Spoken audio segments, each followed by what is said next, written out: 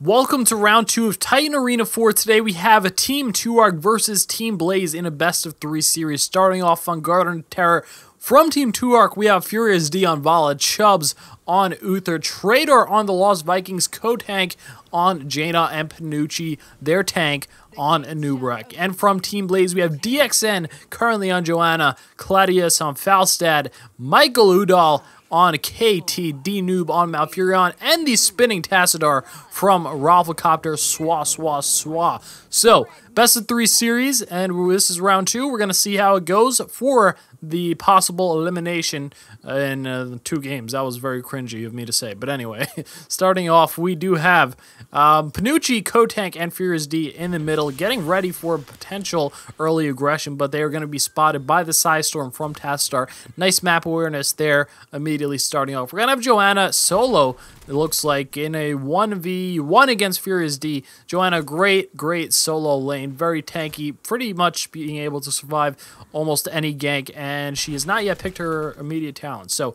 we're going to see Panucci and Kotank, the gank squad over here, look to take out an early Claudius on Falstad, potentially. The stun, Hammer Justice coming out, followed by the Blizzard and the Anubrek stun, but not going to be enough to follow up. And at the bottom, it looks like Team Blaze actually did clear out this Olaf. This is going to leave this lane unsoaked for a little bit and give them a little bit of an advantage in the rotation coming out from Vala, but it looks like it might be prevented by Tassadar. Nope. All right, he's not going to spot that in time, but a lot of damage is going to come out from that Psystorm root combination, and Jaina coming here to help defend this, fill up the gaps where needed. Those rotations very important, especially early on. See, that did give them enough to actually gain a lead. That well-played rotation that almost went bad if they would have, not noticed that their Viking got taken out, which is kind of hard to not notice when it just says, "The Lost Viking has died." But yeah, so looks like Vikings are going to do the usual split here, all lane split, while they do continue soaking.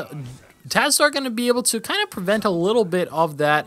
He's not really pushing down this lane too hard. Instead, he's just waiting for it to push. And, with that, the Vikings are going to get zoned out a little bit. And it looks like we are going to see the gang squad of KT and Malfurion come in here with the root on Vala. But Vala is going to be able to vault away in time. Traitor just going to eat this damage for breakfast. We are going to see Team 2ARC take down an early terror, or at least attempt to get stunned in the AoE, which is quite deceiving, that little circle, in my opinion. I think it goes a little bit outside that range, but Claudius going to take some poke.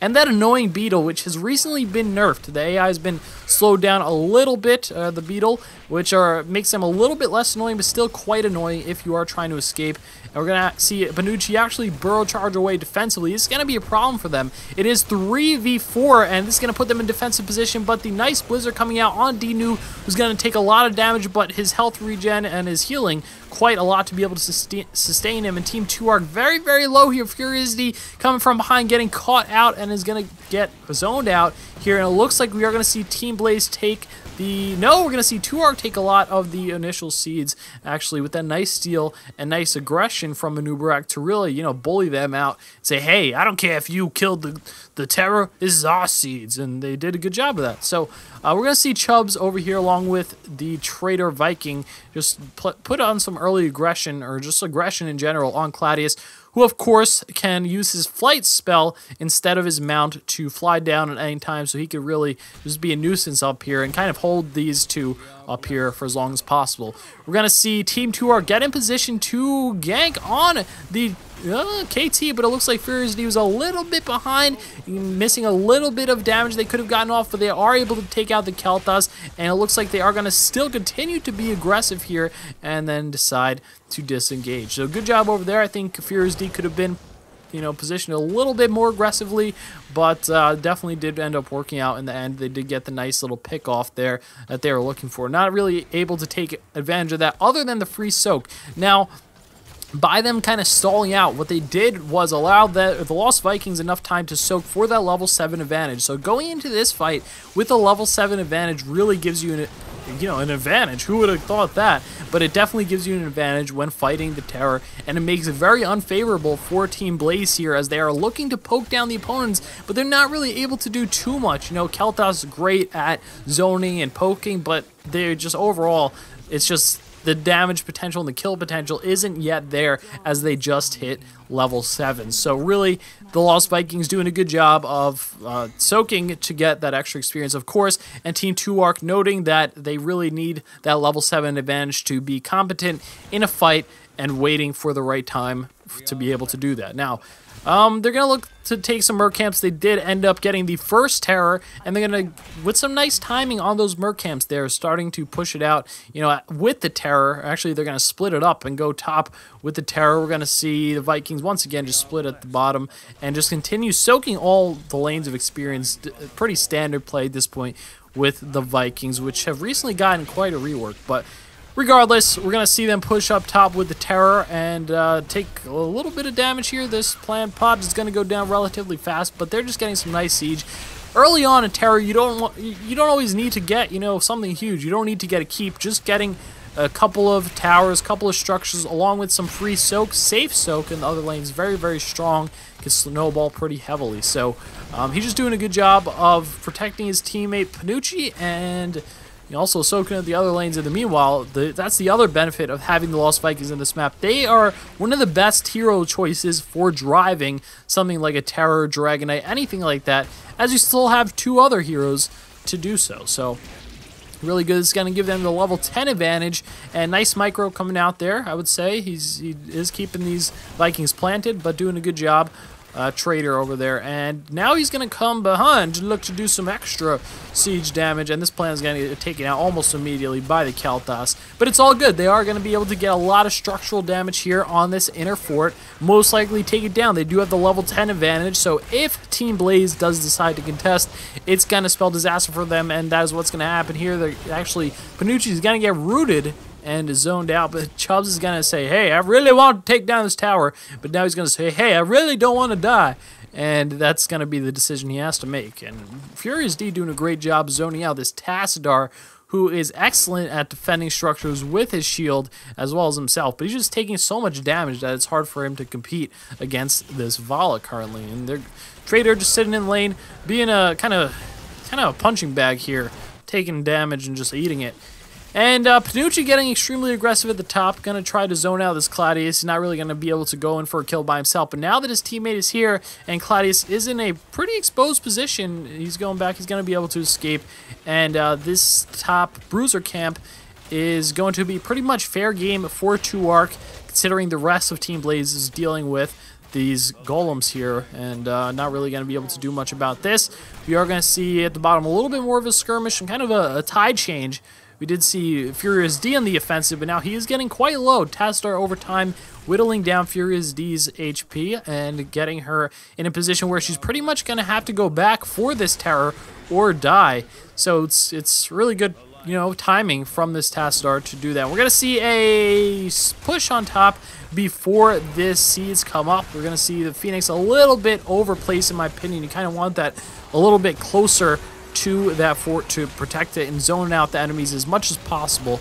But yeah, they're going to try to just sustain themselves. We're going to see Falstad come in. This is going to turn it into a 4v3 situation. Team 2ARC is low. We're going to see the Hinterland Blast on Jaina to deal a lot of damage and not going to be able to follow up with enough to take them out. But Panucci in a 4v1 situation, nice job not losing anyone from 2ARC there. So excuse me, they turned a potentially very dangerous situation into a nice disengage, and it looks like they're going to be able to turn this around and start collecting some seeds very, very easily. Now, they are going to jump on Mike Ludal, who's going to Phoenix up, but he's going to get taken out by that well-placed Blizzard from Kotank, and Panucci the entire time just going in, burrow charging on that Falstad, not able to follow up. Instead, a DXN on Joanna is going to chase down this Nubarak, but they're just going to pretty much get this terror up here for free. So it looks like Team Blaze is most likely going to look to trade with taking this one, but instead they're just kind of soaking lanes. They, of course, are behind yet another talent here,